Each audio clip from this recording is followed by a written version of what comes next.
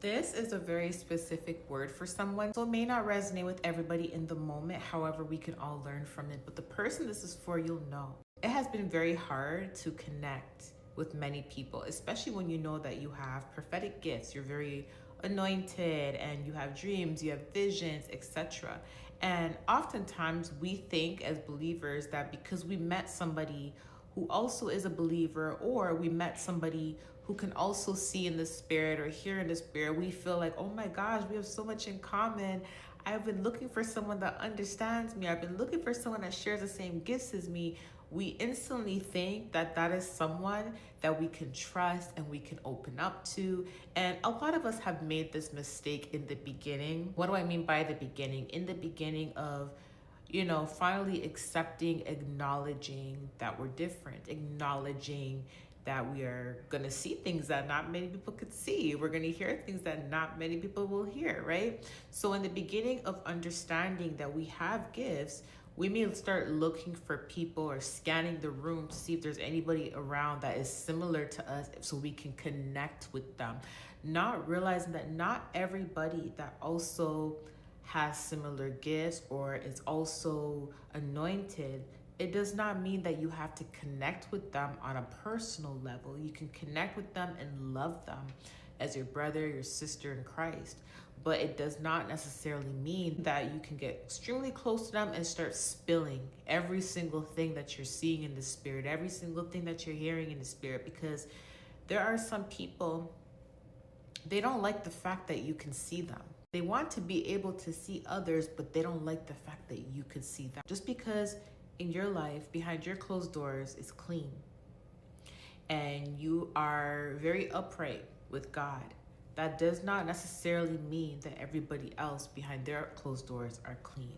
Okay, there are some people, they'll present themselves to be one way physically and they'll be someone else completely behind closed doors. Okay, sometimes you may not remember, or some people may not understand that not everyone that has gifts are using their gifts for God.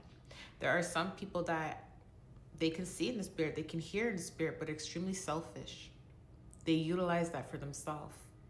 And there are some people, they do it illegally. And there are some people who are anointed, but they are like Saul's, and their path is a bit rocky. Be very mindful when you communicate with other people and they say, I'm a prophetic seer, I can see the spirit too, or I have dreams and visions too, and you guys connect. That's beautiful, but that does not mean to spill every single thing that you are aware of spiritually, to spill every single thing that God has shown you prophetically for your life, to spill every single thing. You have to be very mindful, okay? Because not everybody that has similar gifts as you is using it for the right reasons. There's a lot of people out there that have prophetic gifts and they'll see amazing things about the lives of other people, and they won't tell them. They'll keep it a secret and they'll try to sabotage them instead, right? And that's because of the spirit of jealousy, the spirit of envy. You're not always gonna know what people are battling with behind closed doors.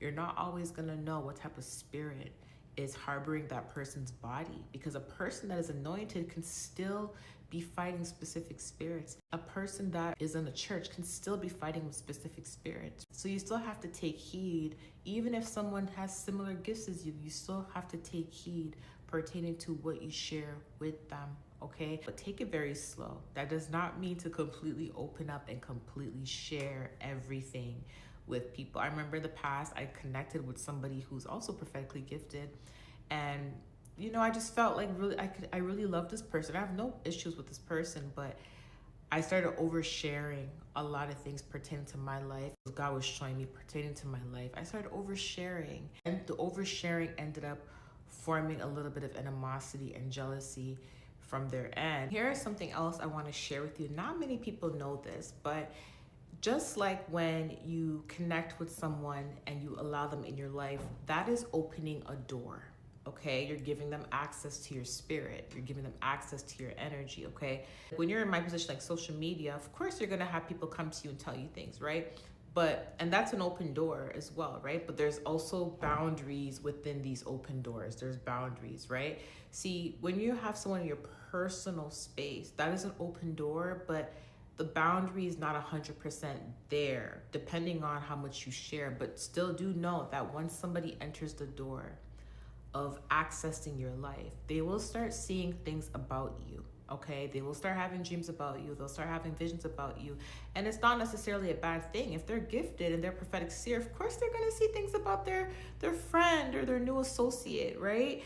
But understand that everybody's heart is in the right place. There are some people, it doesn't mean they're a bad person, but there are some people that struggle with jealousy or struggle with envy, or they struggle with comparison. They struggle with competition. These may be spirits that they have been dealing with or they're not fully delivered from as yet, right? So when you give someone access to your life, do know that that is an open door and that they will start to see things about your life, but it depends on how much access you're giving them as well. There's a thing called prophecy envy.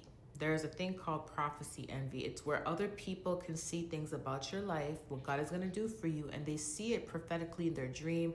They see it prophetically in their vision. And once they see it, they start to feel differently about you because they can see the direction that God is taking you, and then they may start to feel some type of way about you. There's those who really truly will be happy to see prophecies about your life, and they will love you and they will reach out to you. They will tell you and they'll be so happy for you. But then there are some that will see things and they will have animosity from that, or they'll feel some type of way about that. And that may cause a little bit of rift in your relationship. Of course, when it comes to something like that, you have no control over what they see, right? But you do have control over just how much you choose to share. So understand that just because you and someone have a lot in common pertaining to prophetic gifts, it does not mean that you are to overshare. There's a lot of envy and jealousy that goes on within the church. So even being within the church, you still have to use discernment, okay? I love you guys. I'll see you later. Bye.